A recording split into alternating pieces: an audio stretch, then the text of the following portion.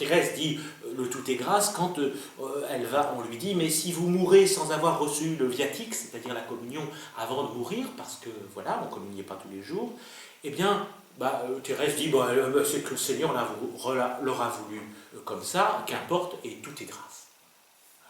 Avec ou sans sacrement, c'est lui qui voit.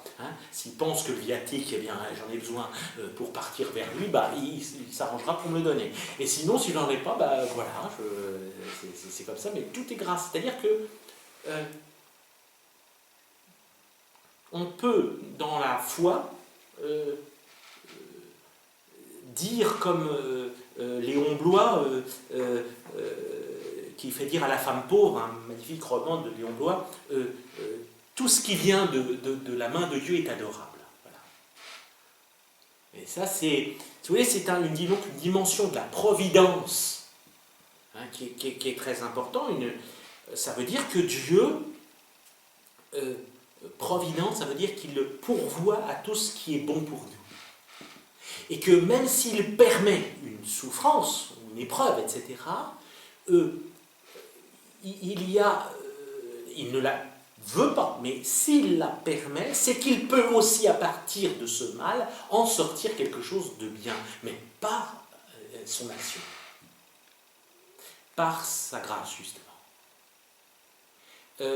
Alors ça, c'est une vision, si vous voulez, et qu'il faut bien comprendre, c'est-à-dire que la notion de grâce est très très importante dans le christianisme, puisque j'ai su justement, on peut dire que tout est grâce, y compris celui qui est, surtout, avant tout, celui qui est l'auteur de la grâce, c'est-à-dire le Christ. Vous voyez, dans grâce, il y a gratuité, gratis. On entend tout de suite grâce gratis. Et effectivement, il y a cette dimension-là. Dieu nous aime d'une manière gratuite. Et c'est pour ça que dans l'Évangile et dans la doctrine de la petite Thérèse, vous voyez, il y a une grande intuition et une grande vérité, c'est que Dieu nous aime d'une manière gratuite. Dieu ne nous aime pas à cause de nous, mais à cause de lui, parce qu'il est bon. Et ça, c'est une grande... Parce qu'il est miséricorde, parce qu'il est bon, parce qu'il est amour. Et donc, les moyens qu'il va nous donner pour entrer en relation avec lui, pour être divinisé, transformé et finalement être sauvé, ça viendra de lui, par grâce, par gratuité, moyennant l'accueil qu'on fait de sa grâce. Voilà, tout est là. C'est pour ça qu'on dit toujours, on parle toujours de consentement à la grâce. Vous voyez, consentement à quelque chose qui vient de lui, qui est une initiative première de Dieu, sa gratuité d'amour, qui ne nous sauve pas parce qu'on aurait des mérites, qu'on serait bien, etc., etc. À ce moment-là, il y aurait des diplômés, comme dans notre monde, plus ou moins, et puis bon, non, il ne nous aime pas à proportion de nos mérites. La grâce ne se mérite pas. Elle se donne et elle s'accueille gratuitement. Et c'est moyennant l'accueil qu'on en fait qu'il y a justement des mérites, au sens où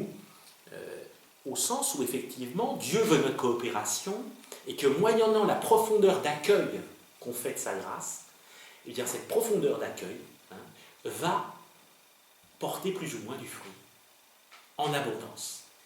C'est toute la parabole de Jésus qui, vous savez, le bon grain qui est semé sur les endroits pierreux, il ne va pas porter beaucoup de fruits parce que le grain ne pousse pas sur les endroits pierreux, dans les ronces non plus. Et puis, le grain qui est semé dans la terre meuble, alors là porte du fruit. Et c'est le cœur, vous voyez, c'est la disposition du cœur de l'accueil qu'on fait dans la foi de la grâce de Dieu, qui est première, mais c'est l'accueil qu'on en fait et qui va fructifier. Et qui va donner du grain 100 à raison de 100 pour 1, etc. Ça, c'est une fameuse parabole du semeur qui est sorti pour semer, la parole. Une parabole de l'Évangile très très connue et qui est très importante. Donc le semeur est sorti pour semer, donc le Christ sort pour semer. Et il sème partout. Alors, à nous d'accueillir sa parole. Et c'est pour ça que Thérèse parle sans cesse de la disposition du cœur. C'est très important pour elle. Hein, la bonne volonté. La disposition de la bonne volonté. La grâce a besoin de la bonne volonté pour porter du fruit. Alors vous voyez bien ce qu'on dit traditionnellement en théologie, dans la tradition théologique de la liberté et de la grâce, c'est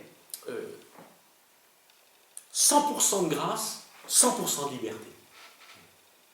Ça dit bien ce que ça veut dire. Vous voyez, 100% de grâce, 100% de liberté. C'est-à-dire que, vous voyez, il y a une synergie entre la grâce de Dieu puis la liberté qui y correspond par son accueil. Mais vous voyez que c'est une question d'accueil, de disposition. Ce n'est pas une question d'abord de forcer la porte de la grâce. On ne va pas la forcer. Par une vie morale exemplaire, je sais pas, par une sorte de technique de mortification, technique de médication, il n'y a pas de technique. C'est ça qui est désarçonnant pour les gens. Il n'y a pas de technique. Ah mais comment on fait? Mais c'est terrible. Il n'y a pas de méthode, on ne peut pas gagner quand même un peu. Enfin, je ne sais pas, vous voyez. Contrairement, faites le vide en vous, vous voyez, enfin, c'est le truc de yogi, quoi. Faites le vide en vous. Sachez que vous êtes vide, ah ouais, d'accord, hein. Sachez que vous êtes rien, là, ok, d'accord. Mais bon, en même temps, c'est pas ce que demande d'abord le Seigneur, il va vous faire, mais ça, c'est après toute la vie spirituelle, c'est justement de comprendre qu'on n'est rien, qu'il est tout. Mais au départ, non, il ne va pas vous faire, on va pas, non, ce qu'il veut, c'est un accueil tout simple. Et c'est ça qui, encore une fois, qui fait très difficile. On voudrait des méthodes bien déterminées, des trucs. Bon, alors voilà, on fait ça, et donc on a ça. Non, c'est pas comme ça que ça fonctionne. Et c'est ça qui est dur. Ça, je dis toujours, la voie d'enfance spirituelle, la vie terrestre, c'est simple, archi simple. Mais c'est pas facile. Mais c'est pas facile pour nous. Parce qu'on complique les choses. On voudrait des choses très compliquées, des machins, oh là là. Non. C'est justement, c'est terriblement simple. Il suffit d'accueillir. Il suffit d'aimer. Comme dit, c'était le titre d'un film sur Bernadette, hein, Sainte Bernadette. Il suffit d'aimer. Mais il suffit d'aimer, enfin d'abord aimer. Et justement, pour aimer, il faut se laisser aimer. Il faut comprendre. La foi, c'est de comprendre qu'on est aimé avant d'aimer. Et qu'on ne peut aimer véritablement comme Dieu aime que si d'abord on le laisse nous aimer.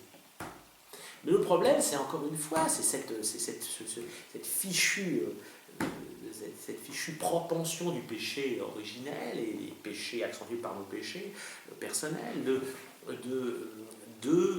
nous éloigner de la ressemblance que Dieu nous a donnée à l'origine, et surtout de nous éloigner du Père, donc, et de le voir sous l'angle, enfin, de le voir menaçant, de le voir contraire à notre bonheur, alors que c'est tout le contraire. Il veut notre bonheur, il veut nous aimer, mais il demande une chose: laisse-toi aimer. Et vous voyez la différence encore, je reprends, c'est pas fais-toi aimer. Il y a beaucoup de chrétiens qui pensent fais-toi aimer. Profondément. Je crois que c'était un des grands mal justement du jansénisme et tout ça, c'est du moralisme et tout ça. Ah, je me fais aimer, et là, quand je deviendrai à peu près bien, et Dieu m'aimera. Mais j'aurais mérité. Non. La Samaritaine. Tu as eu 5 maris, encore celui avec qui tu es n'est pas son mari. Bon, l'exemple de vie morale n'est pas forcément extraordinaire. Hein, bon. Eh bien, c'est à elle que Jésus va donner cette magnifique évangile, cette révélation de l'habitation de l'Esprit Saint dans le cœur de l'homme, de celui qui croit. C'est extraordinaire. Autrement dit, il lui dit, bah écoute, et c'est ce qu'elle fait, elle accueille, elle dit, mais d'ailleurs elle va convertir, enfin elle va rassembler tout le village, elle a oublié sa cruche, elle est venue pour prendre de l'eau, puis elle a oublié sa cruche, parce que tellement elle dit, mais venez voir, il m'a dit tout ce que j'ai fait, c'est lui le Messie, etc. Elle rame tout le village, et tout le village est de Samaritains, hein, donc qui sont très mal vus, les Juifs de l'époque, en plus, tout ça, bah, bref, et ben, il y en a plein qui se convertissent, qui croient à la parole, qui se laissent, voilà. À partir d'une dame, une bonne femme qui voilà, qui dans sa simplicité, ah c'est toi, le Messie, le Fils de Dieu, qui a accueilli la grâce de la foi, la grâce surnaturelle donc de la foi, qui est une connaissance qui nous donne de croire que le Christ est vrai Dieu, vrai homme, et qui nous donne d'entrer dans sa charité, dans son amour, qui nous donne de participer à son amour. Une participation, notre propre participation, hein, transplantation cardiaque, encore une fois, hein, du Seigneur qui en nous va aimer, il va aimer en nous.